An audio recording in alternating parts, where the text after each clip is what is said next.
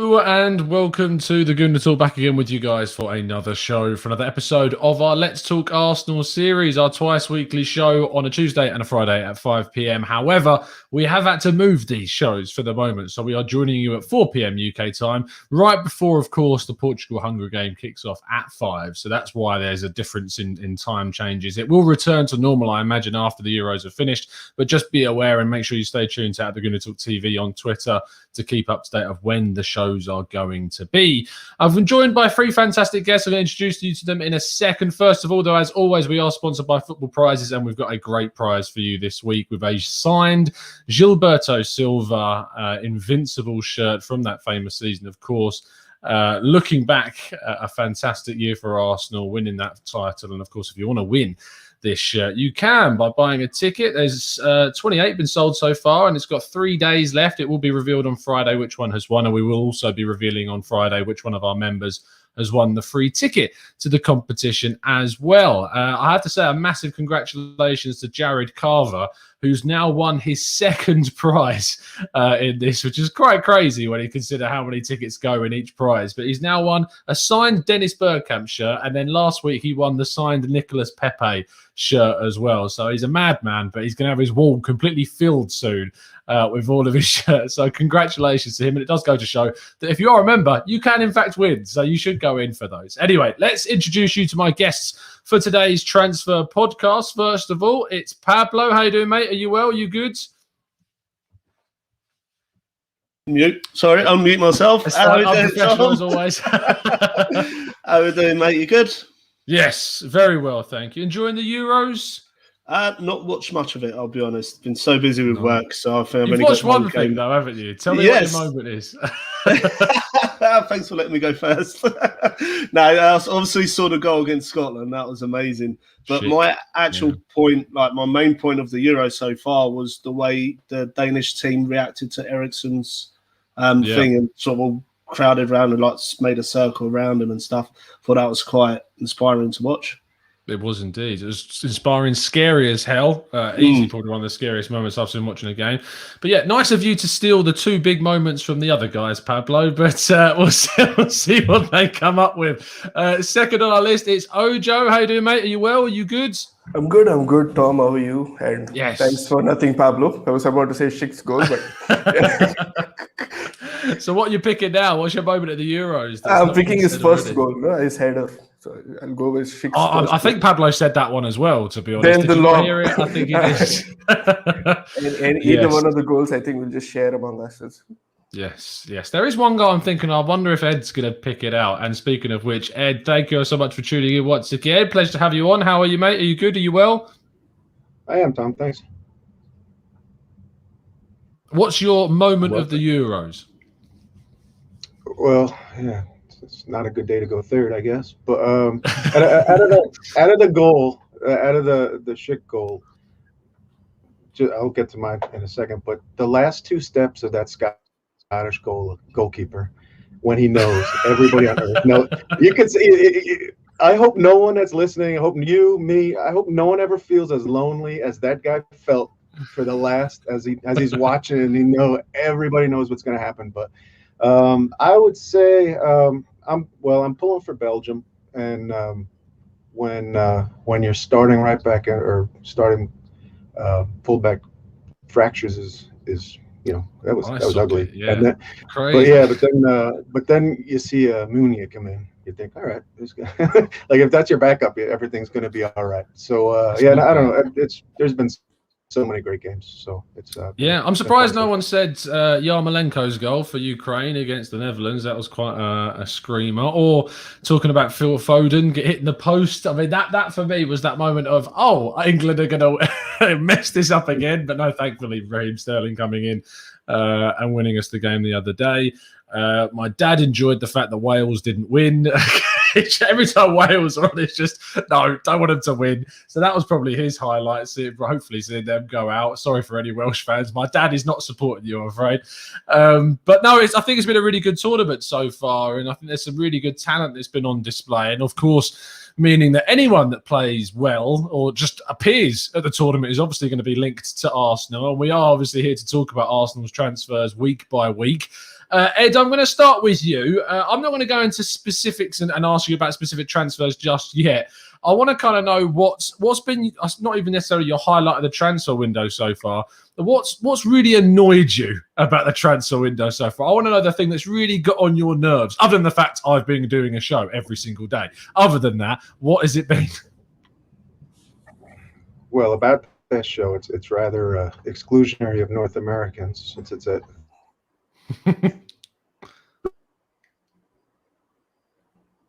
Oh, have we lost him? I think we may have lost Ed. Ed, we've lost you for a second. I think you may have to go and reset the router if you can hear us, mate. We'll get Ed back in a second, but he's having some connection difficulties. Pablo, I'm going to let you go first and obviously steal Ojo's answer. What's been the most annoying thing about the transfer window so far? Is the wait at the moment, just waiting around for something to happen. We're linked with pretty much every player in the world at the moment, but just nothing's happening. And you see, like, I know the problem is, I know that we have to wait for us to get rid of players first before you're going to really start seeing many players coming in. But it's just frustrating. It's like, even like Xhaka is supposed to be going to Roma. That's not sorted out. And then you've got Gunduzi apparently changed his profile picture the other day on social media. That's what we're getting to. That's like, the highlight. Is looking at people changing their profile pictures. That was probably the best thing that's happened this week. And then it's like, seriously, it's just waiting and boredom of absolutely nothing happening. And the problem is, you then start thinking to yourself, right, we've been told to be excited, but nothing's happening yet. And then this happened last year and the year before and the year before. And you kind of then start thinking, is this just another Arsenal transfer window again? Do you think it's a little bit soon to go mad? I mean, we're only 2 weeks in to the window. I mean, actually, no, it's not even true. We're a week in to it being actually open. So is it too soon to have a meltdown yet? I was having a meltdown on the first day it opened and we didn't sign it. No, I mean, yeah, it is probably too soon, especially with the Euros and everything. And we know our situation where we've got to get rid of a lot of players before they come in. But as an Arsenal fan, you can't help yourself. But there's so much lack of trust in the system and the board and everybody that you're kind of thinking to yourself, are they just stringing us along, making sure like we're all, oh, it's okay, something big's going to happen at the end, and then we'll sign up one player. Yeah, well, fingers crossed that doesn't happen. I mean, it'd be a shame for every tactical breakdown I've done to then end the window with one signing. Probably a player that I didn't even cover. That's what's going to happen. That's just the way it's going to work. Ojo, for you, what has been the most mind-numbingly annoying part of the transfer window for you so far? The Kroenkes are still here. It's a good answer. It's a good answer. Because, see, we could have... I actually feel sorry for you, Tom, because you're up there every morning, with hope, with effervescent hope. Every day it's like Buendia is here, it's almost there. No, it's gone to Aston Villa, and now we're like Locatelli. No, Locatelli is not coming here. Yeah. Then we go to Sambi Lokonga. Lokonga probably likes Leicester more than Arsenal right now. The biggest. I like Leicester more than Arsenal right now. I think the biggest transfer we could have done this season was to get Daniel Ek into the door, but if that is not going to happen, I don't think I have given into apathy actually this season. Every transfer window, I would be like a lunatic refreshing my Twitter page every day for the 3 months or so till we start the season, only to see our biggest signing or biggest name this year is Willian from down the road. But this season, I actually don't expect much to happen. Maybe we will definitely sign some players. We might have some outgoings, but is it enough for our actual aim? I don't think so. I think we will still be struggling for 7th or 8th next season, but the Discord channel would be fun. So that's something to look for. Positives. Always the positives. Hopefully, less positive rather, or more positive is the return of Ed, who we're hoping is going to be back now. Are you with us, Ed? Can you hear us? I believe so. Can you hear me? Yes, we can. All right, there we go. All right. So tell me, we'll try and get an answer. You started off talking about North America, and then it just went dead. So your 3 a.m. daily shows. It seems a little. I had to jump in on this sorry. One, kind of excluded us. I can't control time. I have no power over that. No, it's so early to be in. Your question, I think, was something that's annoyed us, right, so far. Yeah. So it's so early. And every window. 2 years ago, I got way too into things. So last year I kind of tried to step back a little, and then you get pulled right in, and now you've got your show every morning. So yeah, I wasn't as worried about Buendia as apparently some people were, but it's so early now. For instance, yeah. That was probably my highlight of the most annoying part of the transfer window so far is probably been the Buendia situation, because I think I lost it a little bit on the reaction show. I think if you go back and watch the show, it's annoying because it's one of the most viewed videos on the channel. So I think there's something like 24,000 people have watched me melt down about Emi Buendia not signing for Arsenal, which is great. And then the next morning, I've obviously listened to a few other people, spoken to people, had a chance to kind of reflect and realize that, actually we're going to be okay. There's a lot of other options out there. Or we'd say that we haven't actually signed them yet. Speaking of which, the story that we're going to start with, Pablo, is the news that Martin Erdogan, who was apparently our priority in that position, he's not going to be coming. He's very much staying at Real Madrid next season, according to The Athletic. Is that a disappointment to you? Was he your priority target in that position? I want to say priority target. It would have been a good player to have, but I want to say priority target. He done well in this sort of loan spell that he had with us. I think he didn't sometimes get the credit he deserved more towards the latter part of the loan, because he did put a lot of work in, and people was just expecting him to create and score goals all the time. But as an overall player, he really put a shift in and done really well. But yeah, I mean, to be honest with you, Tom, I was kind of expecting it. I knew as soon as Zidane left Madrid, I knew that they were going to keep him, and if they were to sell him, it'll be for a real high fee, and then I don't think he's worth the fee. I look at Erdogan and go, I think he's a great player. I think he's got a real good future ahead of him. But for £50 million, I just can't justify that type of figure for him, to be honest. I mean, Ojo, does it worry you that Arsenal have basically fixated on him at the start of the window, which has meant that when they realised Aston Villa were very much in for Buendia, they probably bid a little bit too late in the process, from the way that we've heard from the story of how it kind of travelled and evolved over time? And do you think the fact that now they're not going to get that priority target and they've missed out on Buendia is going to be a big issue? Why do we expect something better from our transfer team anyway? If you're planning to bring Odegaard the next year, Ojo. I need something. If you're planning to bring Odegaard the next season, you should have done the deal when we are still in March or April, because you knew Zidane was on touchy ground, and Zidane was the only reason that Odegaard might come back. And the point that they got Carlo Ancelotti, a person who loves to play number 10s, he managed to get James Rodriguez from Madrid into Everton. Of course, Odegaard would want to play for Real Madrid. At least he'll be getting Champions League. We are hoping for Conference League next season. So that would be the same. So the fact that we lost out on Emi Buendia, it's not the player actually. It's the fact that Arsenal was interested in Buendia. The interest was there from January, and you knew Odegaard was not going to come. So why didn't you just go and pay? People are complaining, why are we should not have to pay sell-on clauses. Every club has a sell-on clause in the contract. They just charge the buying club more for that 10%. So the fact that we lost a player, and we lost a player to Aston Villa, and we lost a player that we were interested in, and he was interested to come, but we just dilly-dallied hoping for someone to show up. And now we're just, left lonely at the party, and both our dates are not shown up. Yeah, he's going to stick with me if we keep on seeing these weeks go by and Arsenal aren't moving on an attacking midfielder, and I'm going to be looking at Buendia in an Aston Villa shirt next season. Part of me, obviously, I want to see him absolutely tank. It's a lose-lose situation for me, because if he tanks, it's great. But at the same time, I'm going to get absolute pelters from all the people that were like, you said he was going to be good. Look at what he's doing at Villa, which is always... No, but there is hope, Tom. There is Philippe Coutinho, who's available for 15 million. Why? No, honestly. I mean, Ed, does that entice you at all, hearing that Coutinho is available for 17 million? No, I'm not sure which year's video I'm watching right now for talking about this. I feel like I'm watching a rerun. So, no, we'll Fekir. I like Fekir, Sabitzer. There's other options, and I'm with you. I think Odegaard, if it's 50, no, not even. Grant, everyone's saying we don't know the full pot for transfers, but it's not that big that we can throw 50 on a guy that he's fine.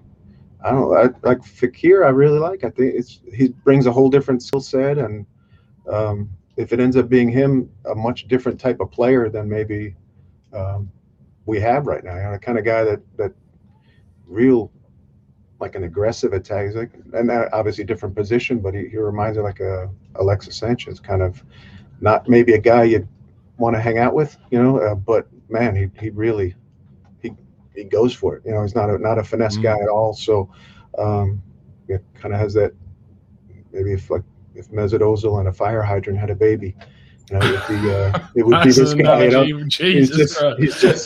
He's just so like he just attack. He's just small and goes for it all the time. So a guy like him, Savitzer, I really like. And if rumor, somebody put in the comments, that's back a ways, but like 15, 18 million.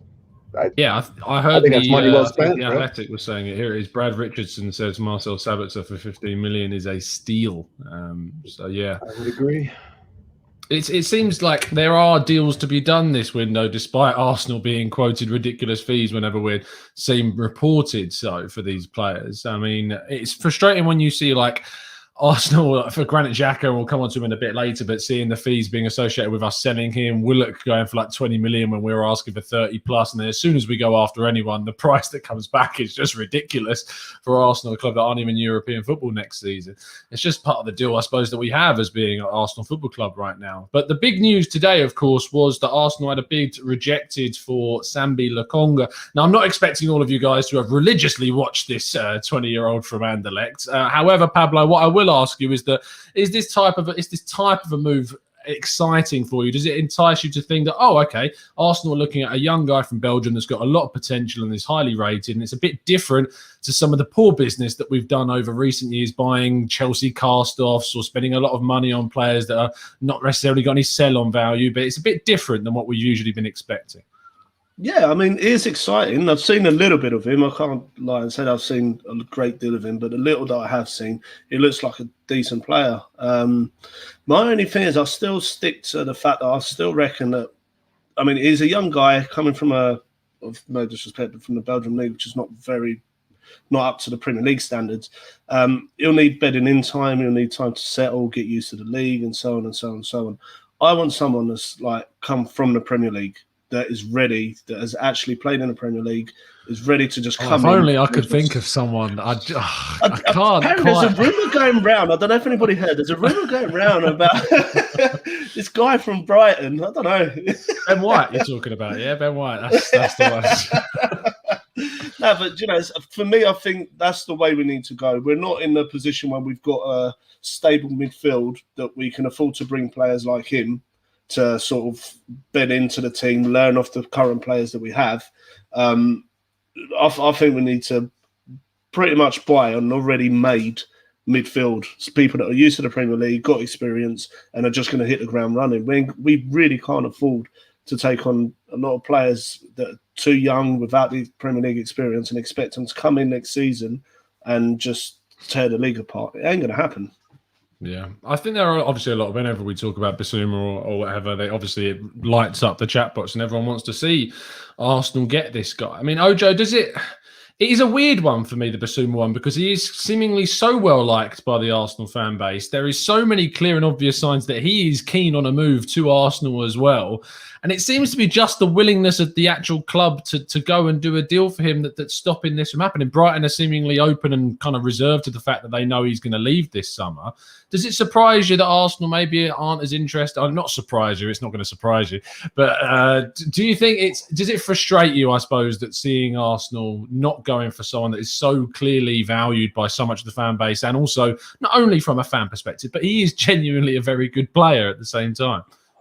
I remember Luis Suarez, how interested he was to come to us. 40 plus one. The fact with Bissouma, what I see from the past transfer window, maybe I think that Arsenal already have this player in the back, or maybe they have a deal with him.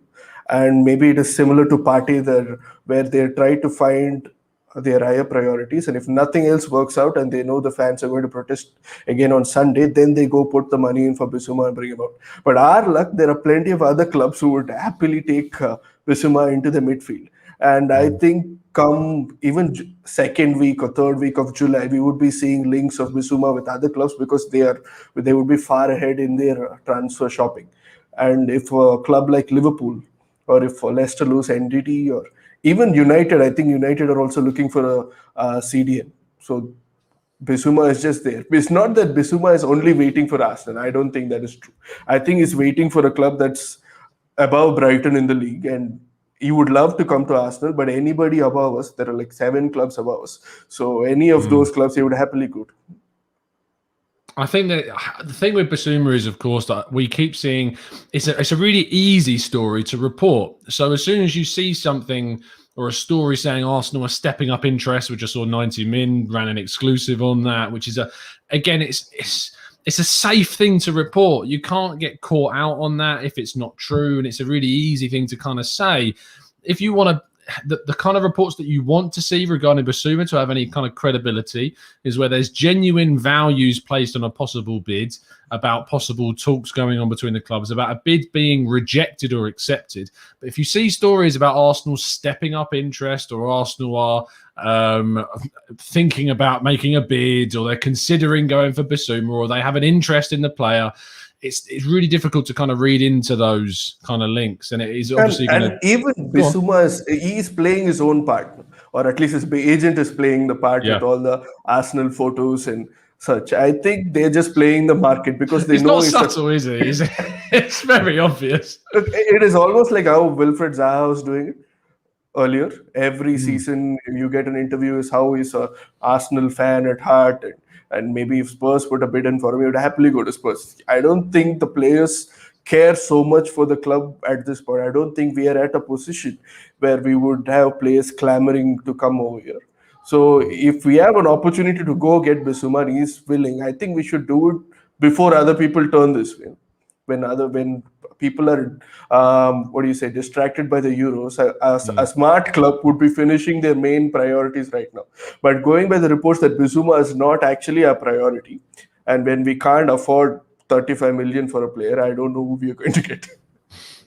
It's the thing is, well, I don't really want to fall into the trap of saying, like, obviously we didn't beat Aston Villa for Buendia, or we didn't match their bid, so that means we can't afford a player that's worth more than that. I don't buy into that theory, because for me, it's just every case is different. Every player is different. Arsenal will assess that player and think, well, this is their value. This is what we're willing to play. If another club are willing to pay more than that, we're not going to go and overpay for this player. And I think that's probably a lot of the factors that happened with Buendia, and also the fact that Aston Villa really pushed for him and wanted him and knew what he was going to be doing at Aston Villa, and Arsenal didn't really have their kind of their shit together, as people have been using that word this week, to really kind of get him sorted and in the team. So I think that's ultimately what Arsenal need to do if they want Lokonga, for instance, is that we know the price that they want. I don't think it's much of a stretch to go from 15 to 20 million euros. It's a difference of about £3 to £4 million for Arsenal when you're selling as many players as we are this summer. Just pay the money, get the deal done, get this kid in. He's exciting. We're not the only ones interested. Monaco, Milan, Dortmund, Bayern Munich are all interested in Lokonga as well. It's not a case of Arsenal are the only ones in for him. That argument doesn't really fly with this target. So it is frustrating with both Lokonga and Bissouma that we're not maybe pushing the boat out to get these guys, but we'll just have to see how they play out. In regards to the guy that they're replacing, though, Ed, Granit Xhaka, this one is kind of one we expected to be done a little while ago. The amount of reports that were coming out, he's agreed. What we do know is that the deal on a personal level for him is pretty much done. He's apparently agreed a 5-year deal with Roma, and it's now just a case of Arsenal and Roma agreeing a fee. Now, that hasn't happened because supposedly, and it does sound pretty unbelievable from an Arsenal standpoint, but apparently Arsenal are being very stubborn about the money that they want for Granit Xhaka. They're not willing to be bullied into accepting a fee lower than what he's worth, and that fee is supposedly around 20 million euros, which is still an amount a lot lower than a lot of people expected, but considering the bids that were coming in were around 50 million euros, it is positive to see Arsenal kind of digging their toe in a little bit with this one. Yeah, it is. And going back to the Buendia thing, right? If they valued him at 25 to 30 max and played that and played it and it played out and it didn't work, and then they're doing this with Xhaka and saying he's worth 20 and we're going to get 20. No, I mean, I think that's a positive. I guess the one problem with it, though, is if we wait till the end of the window again to do all our business, if you're worrying about pure value versus what you're going to end up paying, you know, you might be left with nothing at the end. So the Xhaka thing, I'm sure it's still going to happen, right? I mean, he's gone from the team. You can see it in everything he says. And frankly, if I'm a player, I wouldn't want this stuff announced while I was playing in the Euros, you know, because what if you have a particularly bad game the next game, just purely coincidentally, you know, everyone will say how distracted you were about, you know, this. Yeah. They can do all the business behind closed doors and announce it afterwards. But I don't think there's any doubt that Xhaka isn't coming back. You know, Do you think we need two central midfielders if he leaves, rather than just the one that we look to be targeting? Oh, gosh, yeah, absolutely. And you know, like you were saying about Lokonga, if he's the only signing, I think we'd be kind of very short-handed. Yeah, exactly. So, but yeah, if you can get Lokonga and Bissouma, yeah, I think we'd be in great shape. Much better than we were last year, anyway. 100%. I mean, if you think about Xhaka and Ceballos, and then say Bissouma and Lokonga, that's a certain step up for me, a considerable step up between those two.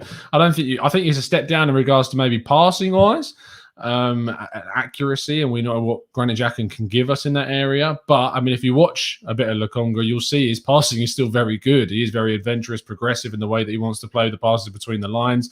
Bissouma, whilst his passing is not on that level, his defensive abilities and his mobility are that much better than Granit Xhaka's at this point, which is important. Is it true? Is Lokonga the captain? Yes, he's captain at age 20, 21 or something. Yeah, so that's a good sign too, right? Like, you know, if those are the kind of, you know, human being types we're bringing in, as opposed to obviously a good player too. I like the look of it. I think that it's important to sign players like that. I think maybe that's why we're seeing links to someone like Ruben Neves, who was captain of Porto at an extremely young age and has those qualities as well. Arsenal are looking for leaders and they want these characters in their team, and Lokonga seems to fit that profile. Apparently, as well, I had a rumour that he was recommended to the club by Thierry Henry, who of course knows him from working with the Belgian national side. So that's an interesting one.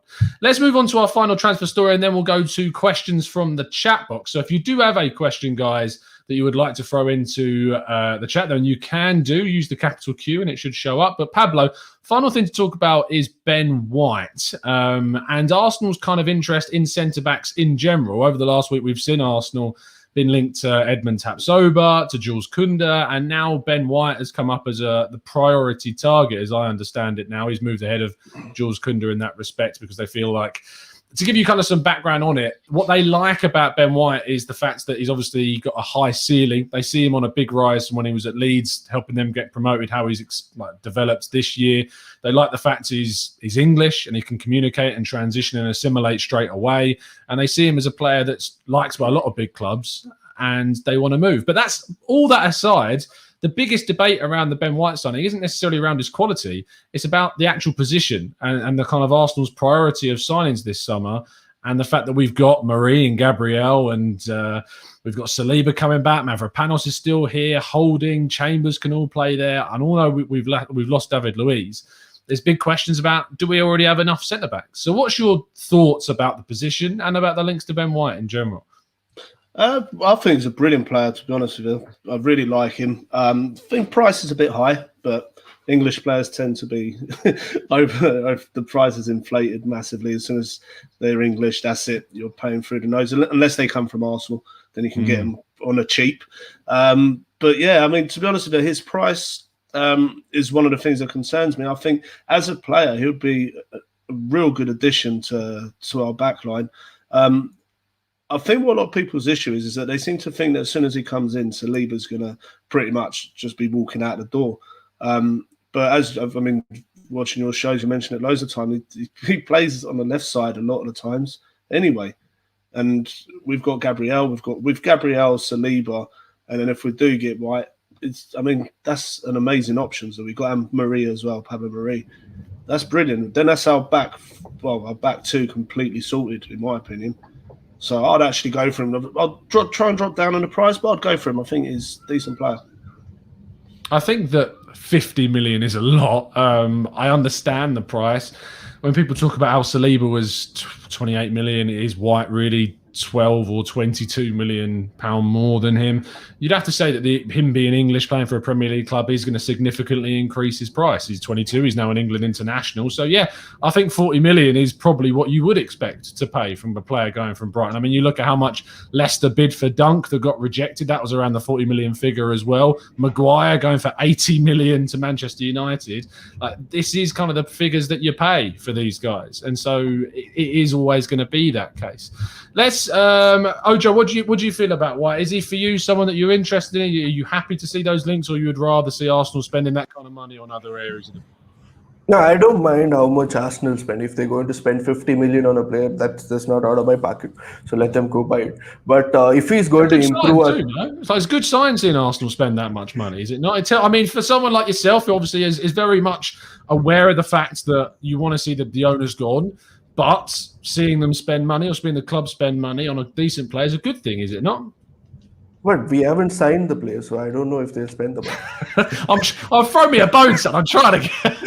but if they're going to go sign Ben White, then that if it improves the team, then I'm all for it. No, I understand people are worried if Saliba will get his space, but if he's not better than Ben White, then he shouldn't play. Why should we shoe on players just because we like them? Even if you're going to get a very, very, very good number 10 who's going to block ESR's spot in the team, but if he's going to elevate the team to another level, I'd say go and get that player. I think there is a burning debate whether we should get players who are so good that would block our youngsters. But I think if our youngsters are good enough, they would rise up to the challenge. Someone like Xhaka, it doesn't matter whether you have Pepe or Willian, he's still going to play in the team. Or you could have youngsters like Ainsley Maitland-Niles, who had an open slot, still waiting for him at right back. But he doesn't want to do it. So if we are going to get Ben White, if that improves our team, or if Arteta or the club thinks it's going to improve our team, I think we should go and get the player. Lastly then, Ed, finish us off on the White conversation. Is he someone that interests you, and do you want to see him at Arsenal next season? Yeah, I'd be fine with it. I think Holding had a good year, better than I would have thought, but I think he was good for Rob Holding. I don't think which is great for him. But I think over time we have to get to the level where we have two good players fighting for a position as opposed to being pleasantly surprised that Holding held up for the season. So yeah, it does seem like a bit of a lot of money, but realistically, for an English center back, that's the going rate. So that's what we pay. I like how you said it there. It is a good way to kind of picture it as we shouldn't want to be surprised at how well Holding's held up, as you said. I want a player that comes in and we're going, he's good because we bought him and we knew he was that good and he's being that good, rather than Holding being, Holding was great today. Maybe he could be someone for the future, but we want someone we know he's going to be good and that he also intimidates other sides, like your Van Dijks and your Ruben Diaz's of this world. I know that we can't go in for those types of players yet, but we need to be aiming towards that kind of level as much as possible. Let's go into the chat box then and get as many questions as we can. So we're going to try and go through as many as possible. So try, guys, to keep your answers as condensed as we can, and we can go through more of them. Roshan Pablo says, now that Arsenal have missed out on Erdogan, who do you expect us to move for? There's already been links to players like Fekir and Julian Brandt.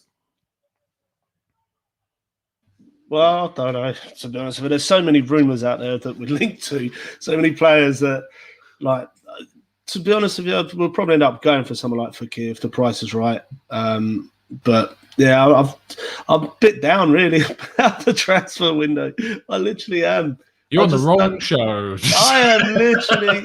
It's so frustrating because you're linked to so many players, and then they come and go, and then he's like, "Oh, we've practically got this player," and then he's disappeared somewhere else. So yeah, I don't want Brandt. Definitely don't want Brandt. I don't think he's the right player, but I prefer someone like Fekir. Someone like that would be a decent player. Yeah, for sure. Interesting. I think Fekir is someone that a lot of people are liking and liking his profile. So we'll see how that one moves. Any updates on Bellerin? I mean, I personally have none regarding that situation. But Ojo, are you expecting Bellerin to move on in this window? And if so, who are you looking to bring in his place? I think Bellerin might move on, not because the club wants to sell him more because Bellerin wants to go. I think he is a little disillusioned with all that has happened in the club, and I don't think he sees himself as a starter anymore, or I don't think Arteta sees him as a starter.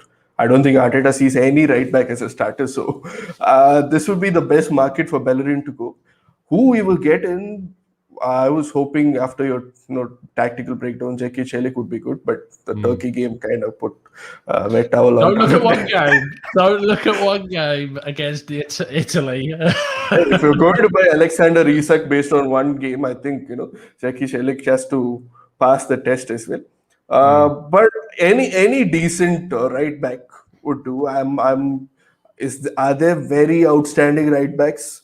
Even Max Aarons, are there actually in the market? I don't. Everybody is someone we're hoping for potential. Maybe if we had gone for Emerson from Betis, that would have been different. But I don't think we're getting that. So yeah, as long as we reinvest it properly, or somehow manage to convince Ainsley to stay and play right back for a season, I think we.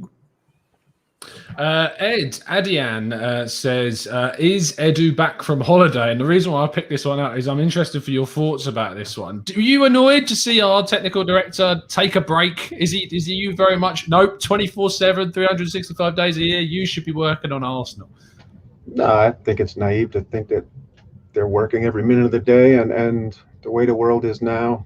I mean, I'm working in my basement every day. So no, I don't think you have to be sitting at your desk in an office, and the whole world is proving that right now. That no, you can still get deals done, whether you will or not. That's a whole other story. But in the meantime, no, whatever. It's a long season. The stress these guys are under now. If it helps clear his head to get away for a couple of days, but still keep in touch, I'm fine with it. Pablo Ed Welch says, with Kieran Tierney's injury woes, do you think that we should be targeting a left back that can more actively compete with him?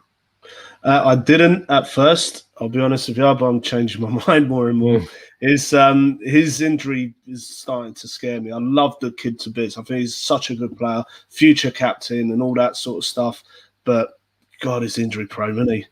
And that's a big worry, because if we get someone that isn't up to that level, if he's as injured as much as he is, that's going to be a weakness in our defence. So I think we need to go for someone with high quality on the left back now, just because of his injuries. Yeah, my views kind of have shifted a bit. I do still think someone like Ryan Bertrand is good enough cover because he's of a developed kind of age at 32, or is it 30? I think it's 32. Yeah. And if he's coming in to be that player in that position, then if we know that Tierney's injuries can develop, but say Tierney's fine for those 2 years, maybe you can move on from that and then you go and get maybe a younger prospect after Bertrand's contract runs out.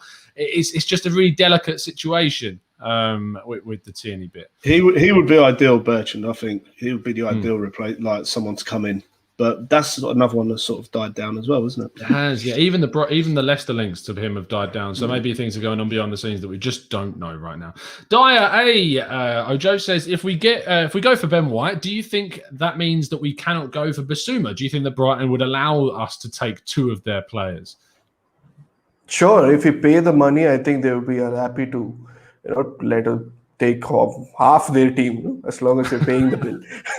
But will Arsenal go back to the same team to do two successive signings in the same window? I don't think so. I don't think we have the the guile. What is the word? Maybe, or even the tactical nuance to go get two players. It's like, okay, we're going to pay 50 for Ben White. Oh, there's another player with B over here in this list. What about this? We love the Bs. We do like the Bs.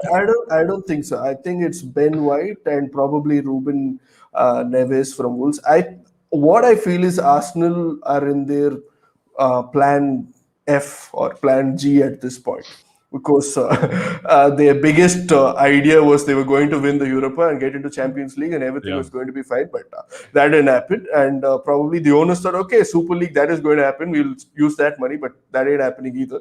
And Europa didn't happen. Conference didn't happen. So now that we're looking at the Premier League, so we probably think, Willock is coming back. He's probably a 40 million midfielder if we are going to buy him from another team. Why don't we just use So we'll just buy Ben White, show the fans that we got somebody for 50 million, and we'll just say at the end of the transfer window there was not enough time to go back for Bissouma, or spin the news so that Brighton weren't willing to sell 2 of their stars this season. It's going to be the same.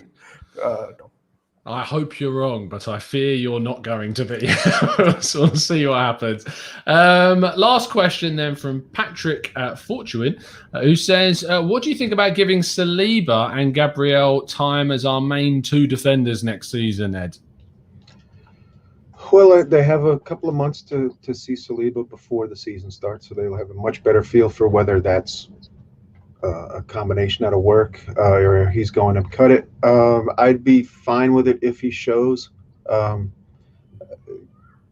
might not show that maybe the team is looking at this as a year to really progress up the table, but to give these guys some time, get them together, and even though they're both young, if they're going to be our future, just get it started already. We've already had a couple of bad years. Just if it takes 2-3 months to really gel, then yeah, it's worth a try, especially if our other options are Holding or Chambers on the right side. So I'm fine with it. Speaking of youth, I'll take this final question from BOM, who says, do you guys think that Aziz and Charlie Patino are going to be given game time this season? According to Chris Wheatley, Aziz is basically being assessed the same as Saliba in the pre-season. So they're looking at him to see if he's got potential to play in the first team and be around the first team squad. Patino is very much a long-term project. He's still exceptionally young. He's got a lot more development to do. He's only 16, 17 years of age. So he's still got a lot more development to do. But Aziz is certainly someone that the club are looking at as maybe integrating into the first team, but they'll see how he gets on in pre-season. And with that brings us to the conclusion of today's show. Thank you ever so much, everyone on the chat board that's tuned in and throwing your questions in. We do these every single Tuesday. But we're going to be doing another transfer show special tomorrow. I'm going to be joined by Chris Wheatley himself of Football London to have a lot of chat about Arsenal transfers. And I'm also going to ask him a lot about dealing with the fact of being a journalist, covering Arsenal to these crazy fans. We're going to talk about that and a lot more as well and get some inside insight as always. But I'd like to thank my guests today. First of all, Pablo, always a pleasure to have you on, son. Tell people where they can find you. Thank you for having us again, Tom. You can find me at Pablo Mira 11 on Twitter. It's starting to go up now. I've got a few more. Yeah, I saw it's good. Finally. Yeah. You're on about 11 when you started. You're literally the same amount of followers as in your Twitter handle. That's where it started. That's why I got the 11 there. I didn't think I was going to progress. The OGs, we call them. Good stuff, mate. Good stuff. You can find him on Twitter at Pablo Mira 11 indeed. Ojo, you won't be able to find him at Cronky Out, but you will be able to find him where he's going to tell you in just a second. I'm not very active on Twitter anyway, but you can find me at Eokitokun. I don't know. Yeah, I've left it in the description, so you'll be able to find it there as well. Thank you, Ojo. Much appreciate your time, mate. Thank you very much, Tom, for the opportunity. And just one small question, maybe it's a big question, but even if we get all Bissouma, I was just feeling, even if we do get all our targets, even if we get a right back and Ben White and Bissouma and Ruben Neves and Odegaard, is it going to change our position in the table? I don't think so. Oh, is that down to the manager? Is that what you're saying? No, I don't think it is just down to the manager. I don't think the targets that we are going to sign are so good to lift us up 4 places into Champions League.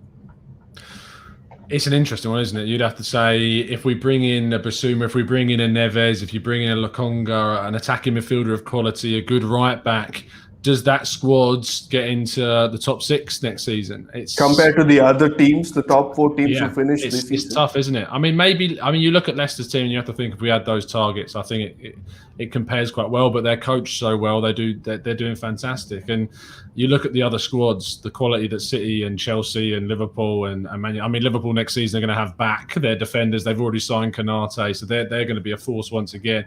It's really tough. The expectations that are on Arsenal to get into that top 4 are crazy, and it's just to sign the players necessary is exceptionally difficult without European football, and it's just kind of a negative cycle that we've got stuck in at the moment. This is why I'm Cronky out. Yeah, we need the big investment if we want to be up there with them, that's for sure. Ed, always a pleasure, mate. Tell people they can find you. Not Twitter. It's too much. Find you in the Discord. Yeah, just go Discord. Discord for sure. I'll be there. There we go. Thank you ever so much, Ed. Much appreciate your time, mate. Thanks. No problem at all. As I said, you can find Ed and all the other guys in the Discord server, which if you want to join, you need to become a member, as these guys are, and you can get the opportunity to come on the show as all of Ed, Ojo, and Pablo have done today. You'll find us tomorrow morning back again at 8 a.m. as always, or if you're in the West, as Ed is, at 3 or 2 a.m. in the morning to tune in for your latest Arsenal transfer news. And then we're back in the afternoon.